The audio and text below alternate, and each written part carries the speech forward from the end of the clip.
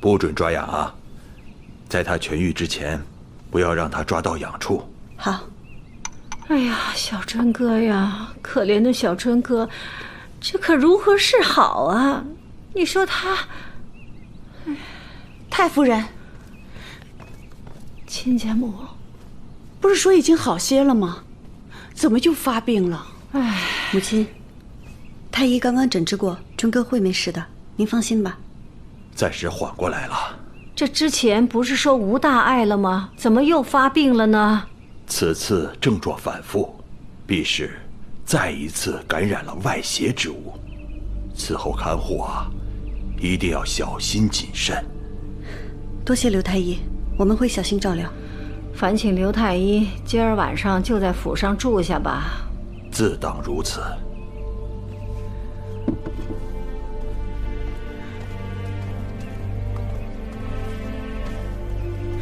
我苦命的尊哥，外祖母来看你来了。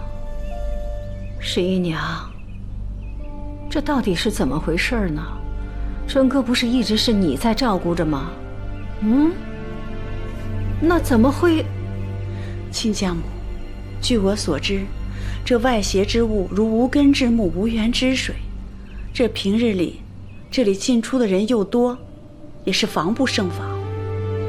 即便是这样，你也不该疏忽大意。之后，切记细细盘查，不可再有任何疏漏。是，母亲。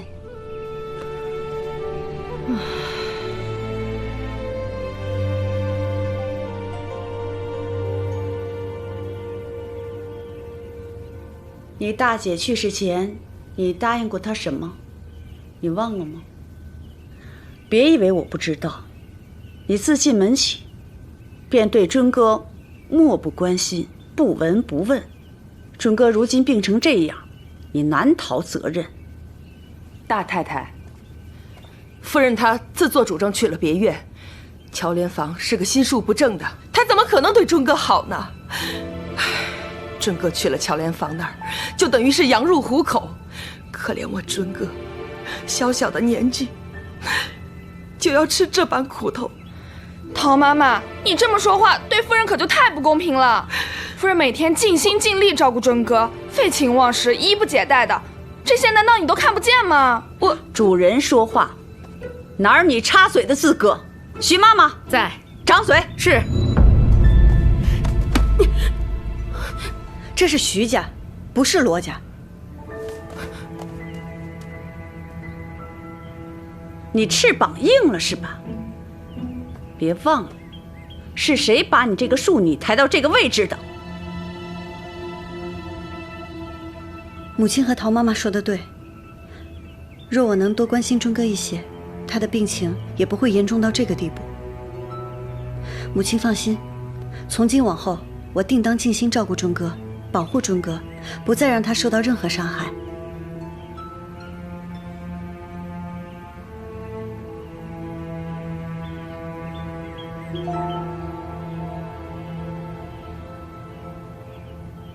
不管你这番话是真心还是敷衍我，有一件事儿你必须牢记于心。罗家才是你的根基。母亲，我送您，照顾好尊哥。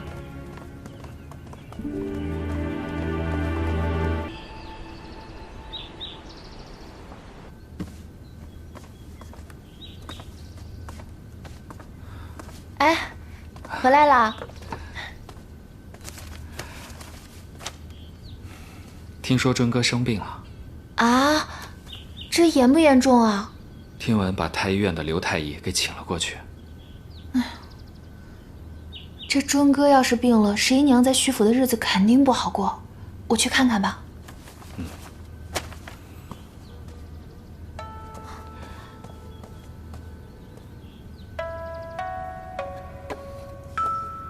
你在找什么？我这空着手去啊，真是读书人。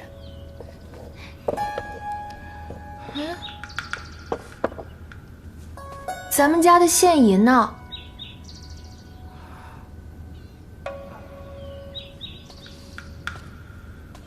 怎么回事啊？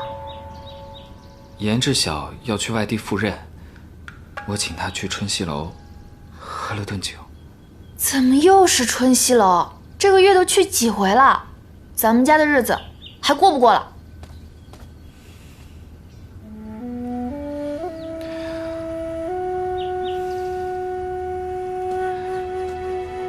娘子，我知道，但志晓绝非等闲之人，他日飞黄腾达，必帮助于我。我与他搞好关系，也是为了日后做打算嘛。这些钱，咱们不能省的。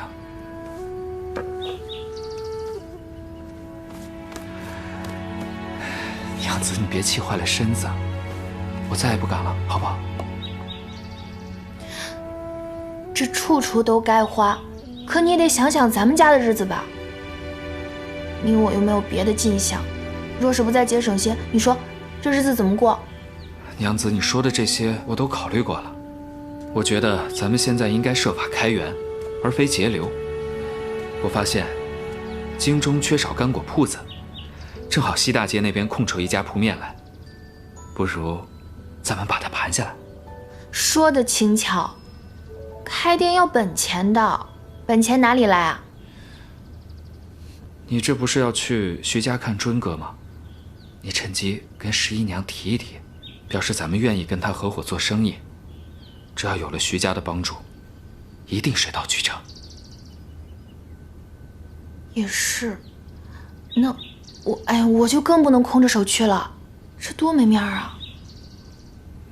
哎，我的嫁妆里还有些燕窝，要不先用这个吧？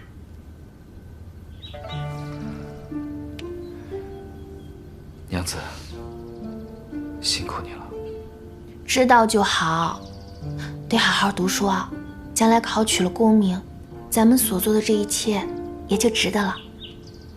是，我一定早日金榜题名，到时候把娘子像菩萨似的供起来，再不让你操心了。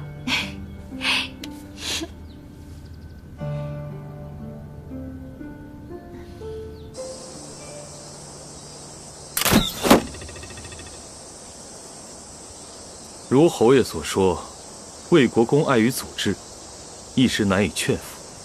那我们当下该如何应对？不急，如今靖远侯势大，海禁之策又根深蒂固，若我们急于求成，只怕会给人可乘之机。侯爷言之有理。平日靖远侯一党贪墨之事也没少做，我们只需要耐着性子寻找他们的破绽，然后再削弱其势力，假以时日，必能连根拔起。